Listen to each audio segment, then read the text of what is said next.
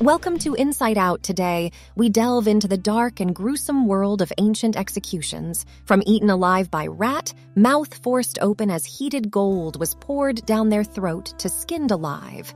So if you're ready to face the dark and disturbing side of human history, then join us as we explore the most brutal execution methods from the ancient world, only on Inside Out.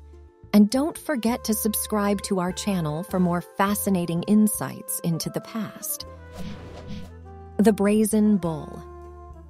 The Brazen Bull was a torture and punishment machine that the ancient Greeks and Romans used to punish their enemies.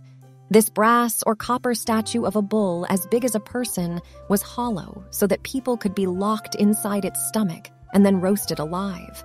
The victim's screams would be carried through the bull's lungs by flute-like pipes, making a lowing, animalistic sound. The smoke from the victim's burned flesh would billow out like puffs of incense. The rack, stretching the body. The rack was another device that was used to torture people in the ancient world. It involved a table, generally made of wood, with axles and levers on both ends. The person was made to lay down, and then their wrists and heels were tied with leather straps or belts. The straps were attached to chains or ropes that went around the wheels. Then, one or more torturers would slowly push the levers, which would turn the axles and tighten the chains. This made the straps dig into the prisoner's skin and slowly stretch their body outwards. It's hard to imagine the physical chaos that would have happened on the inside. Vertebrae would have grown, joints, muscles, and tendons would have given way, posture would have changed, the rib cage would have put pressure on the lungs, bones would have broken, and nerve endings would have been exposed. The pain would have been nearly unimaginable. As a bonus for being especially tough, they were put on axles with spikes that tore the skin off their backs. Rat torture, eaten alive. Torturing rats is one of the worst ways to die. Rats are interesting because they can eat through anything, so it shouldn't come as a big surprise that people used them to harm people in the past. Typically, a rat was placed inside a small cage near the victim's abdomen. The rat was upset because the cage was heated from the outside by a flaming stick or hot coals. So how did it get away? By digging its claws into the only soft surface it could find, which was human skin. The rat would quickly gnaw its way into the victim's intestines, causing terrible pain.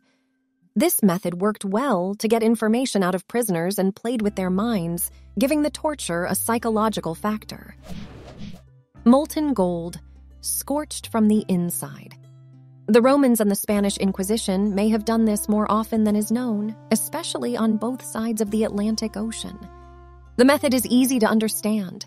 The victim would be held down and made to open their mouth while hot gold was poured down their throat. The result would be serious damage to organs farther away and blistering of the lungs, which would lead to death immediately. Flaying, skinned alive. This next way of torture is almost the worst of all because of how cruel it is. Flaying or skinning was one of the most painful ways to die in the ancient world because it took so long. The person was first naked, and then their hands and feet were tied so they couldn't move. After this, the executioner would start to peel away the person's skin with a sharp blade, usually starting with the head because the person was still alive, and this would cause the most pain. Some parts of the body were even boiled to soften the skin and make it easier to peel off. There were several ways to die from flaying: shock, loss of blood or fluids, getting too cold, or getting an infection. Death could also happen anytime between a few hours and a few days. The wheel. A severe bashing the wheel, which is also called the Catherine wheel, the breaking wheel, or the wheel of death.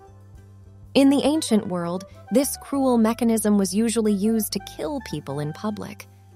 There are different ways to do this, but in general, the prisoner was tied to a big wooden wheel.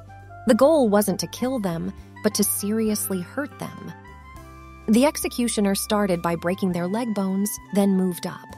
They did this by beating the subject with an iron bar until they were almost dead, breaking all of their bones and bludgeoning them. When they were done, The horribly maimed prisoner would be moved back on the wheel so that his or her feet touched at the back of the neck. They were left to bleed to death in that position. Keel hauling, dragged under keel hauling, was one of the most horrible ways to die in the ancient world.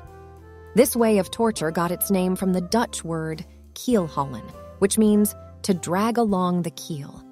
The sailor was stripped naked, tied, and hung from the ship's mast by a rope with weights or chains on their legs. The rope was looped under the ship, and when the sailor released, he or she was pulled under the ship's bottom. The number of deaths was very close to 100%. If the person didn't drown, they got serious head injuries from hitting their heads against the keel over and over again. They also got deep cuts from the barnacles and other marine growth on the hull. Crucifixion.